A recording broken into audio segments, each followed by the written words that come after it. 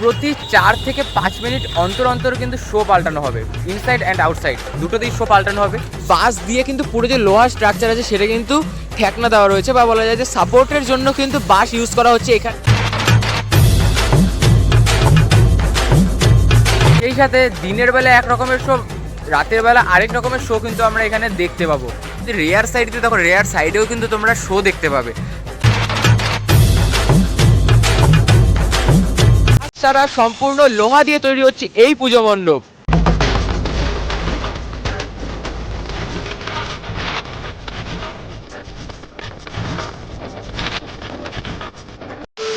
Hey what's up guys, welcome to my new another fresh video.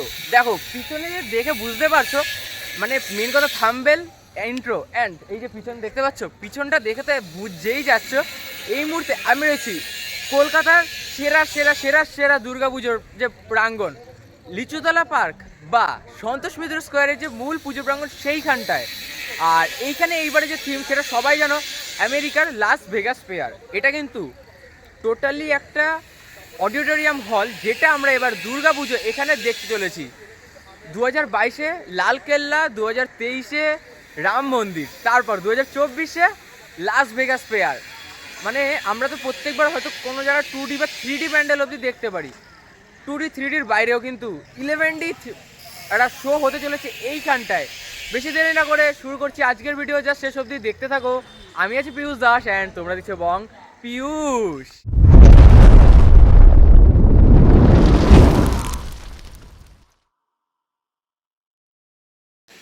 চলো বেশি দেরি না করে শুরু করছি আজকের ভিডিও। আর পিছনে দেখতে পাচ্ছ কাজ কাজ কাজ অনেকখানি এগিয়ে গেছে গাইজ। কাজ মানে যে পরিমাণে কাজ এগোচ্ছে প্রচুর। আর মাত্র কিন্তু হাতে গোনা 46 থেকে 47 দিন বাকি দুর্গা পুজোর, তার মধ্যে অনেকখানি কাজ হয়ে গেছে।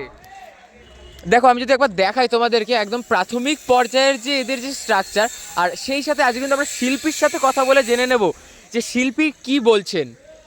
দেখো এইখানটা যদি একবার তোমাদেরকে আমি ভালোভাবে দেখাই, ভেতরে কিন্তু বাঁশের কাজ হচ্ছে।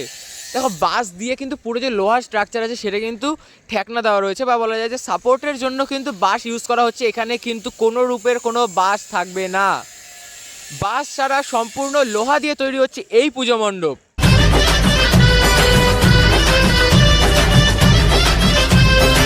দেখতে পাচ্ছ বাইরের দিকে কিন্তু একটা লোহার স্ট্রাকচার হয়েছে গোল, অ্যান্ড ইনসাইডে আরেকটা।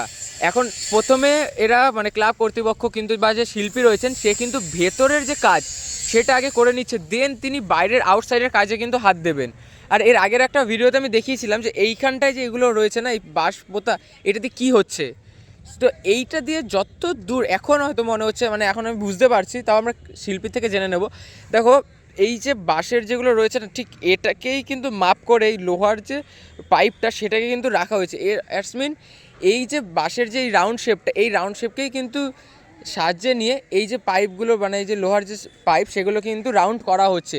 আর ওখানে কিন্তু কাজ চলছে দেখতেই পাচ্ছ। এখানে ইতিমধ্যে বেশ কিছু কিন্তু যে লোহার পাইপ রয়েছে সেগুলো কিন্তু এখানে ছড়ানো ছিটানো অবস্থায় পড়ে রয়েছে, আর ভেতরে তো কাজ চলছে। এবং সেই সাথে এইখানে দেখো, এইখানেও কিন্তু জোর কদমে কাজ চলছে দেখতে পাচ্ছি। দেখো কাকা কিন্তু এই যে এই বাঁশের সাহায্যে যে ডাইসের মতো করে নিয়ে এখন কিন্তু এইগুলো দিয়ে কিন্তু ওয়েল্ডিং করে নিচ্ছে দেখতেই পাচ্ছ। এবং এই যে পোর্শনটা দেখতে পাচ্ছ, এখন যে লোহার যে স্ট্রাকচারটা রেডি হচ্ছে, এইটা কিন্তু এইখান দিয়ে এই যে দেখতে পাচ্ছ একটা তো লোহার স্ট্রাকচার, এই যে নিচে ফার্স্ট স্টেজ লাগানো রয়েছে, এইভাবেই কিন্তু আস্তে আস্তে আরও উঠবে। দেখতে পাচ্ছি এইখানে যেমন উঠে গেছে ইতিমধ্যে, এরকম পরপর কিন্তু একদম ওপর অবধি শেষ প্রান্ত অবধি কিন্তু এইভাবেই এই যে লোহার যে স্ট্রাকচার সেগুলো কিন্তু এইভাবে তোলা হবে।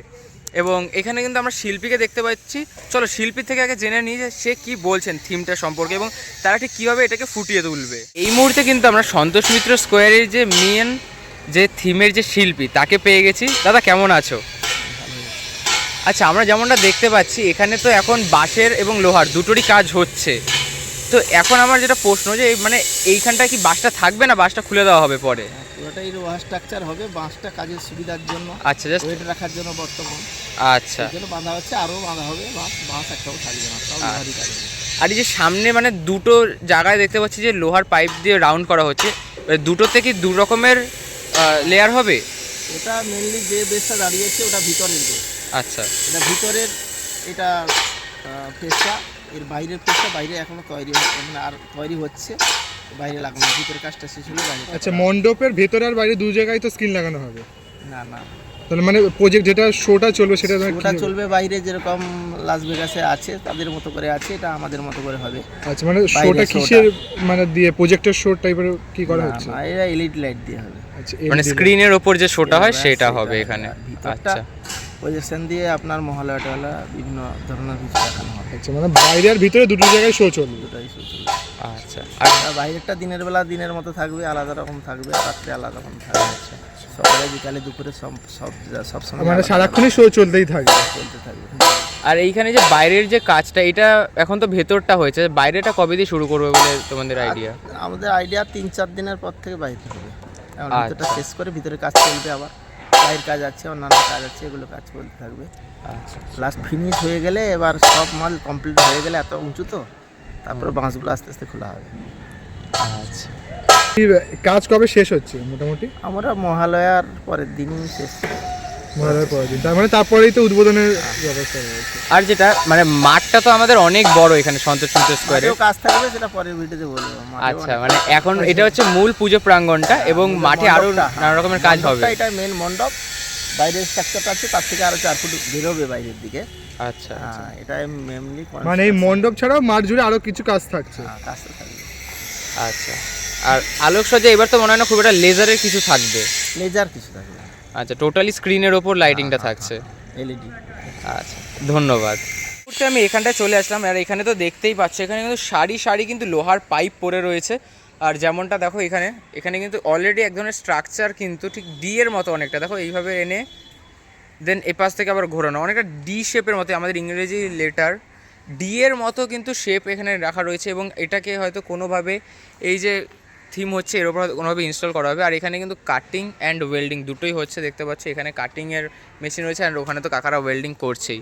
তো ইতিমধ্যে তো আমরা জেনেই গেলে যে শিল্পী রয়েছেন সে বলেই দিল এখানে কিন্তু বেশ কিছু চমক থাকছে। দেখো এই বছর প্রত্যেক জায়গায় যেখানে লেজার শো দিয়ে কাঁপে, এখানে কিন্তু লেজার না, এখানে জাস্ট স্ক্রিনের ওপর শো হবে, তাতেই পুরো কলকাতা কাঁপবে।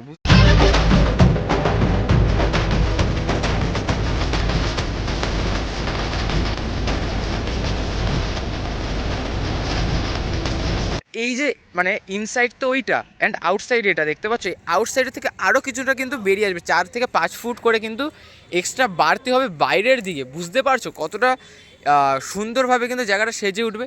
অ্যান্ড যেটা কাকা কিন্তু বললেন, এই যে এত বড় মাঠ, দেখো এত বড় মাঠের মধ্যে যে এইটুকুই পুজো মণ্ডপ হবে তা নয়, এর আগেও কিন্তু আরও বেশ কিছু কাজ হবে, সেটা কাকা এখনই বলছেন না, বলেই দিল যে নেক্সট টাইম যখন আবার আমরা ভিডিও করতে আসবো কিছুটা কাজ এগোলে, দেন কিন্তু আমাদের সকলের সামনে সেইখানের মানে এইখানে ঠিক কীভাবে কাজটা হবে সেটা আমাদের সকলের সামনে তুলে ধরবেন।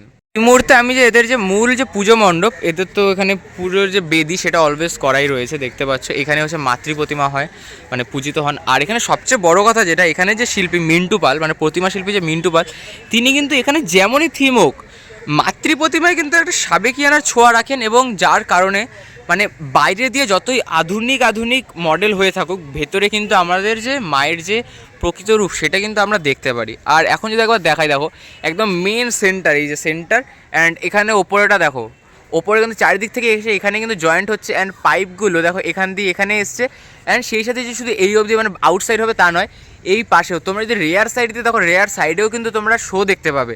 আর ভেতরে এক রকমের শো, বাইরে আরেক রকমের শো কিন্তু এখানে হবে। সেই সাথে দেখতে পাচ্ছ এখানে কিন্তু টোটালে যে বাস রয়েছে, বাস তো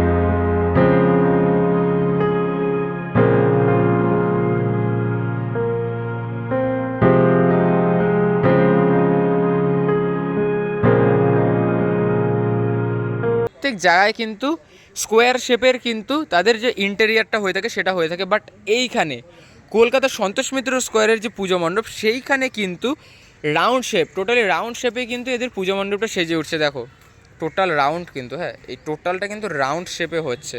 অ্যান্ড আমরা যখন এন্টার করব, এই পাশ থেকে আমরা এন্টার করব, দেখতে পাচ্ছ এই যে দেখছো এটা, দেখো তোমাদেরকে আমি জুম করে দেখাচ্ছি এই পাশ দিয়ে, এই যে লোহার পাইপটা রয়েছে, এই লোহার পাইপ থেকে এই যে স্টেজ অবধি এইটুকু যে পোর্শন, এই পোর্শনটুকু হচ্ছে তোমার এন্ট্রেন্স, এইটুকু দিয়ে এন্টার করবে অ্যান্ড এই পাশ দিয়ে বেরিয়ে যাবে। বাট এই ভেতরটা কিন্তু খুব সুন্দরভাবে সেজে উঠবে।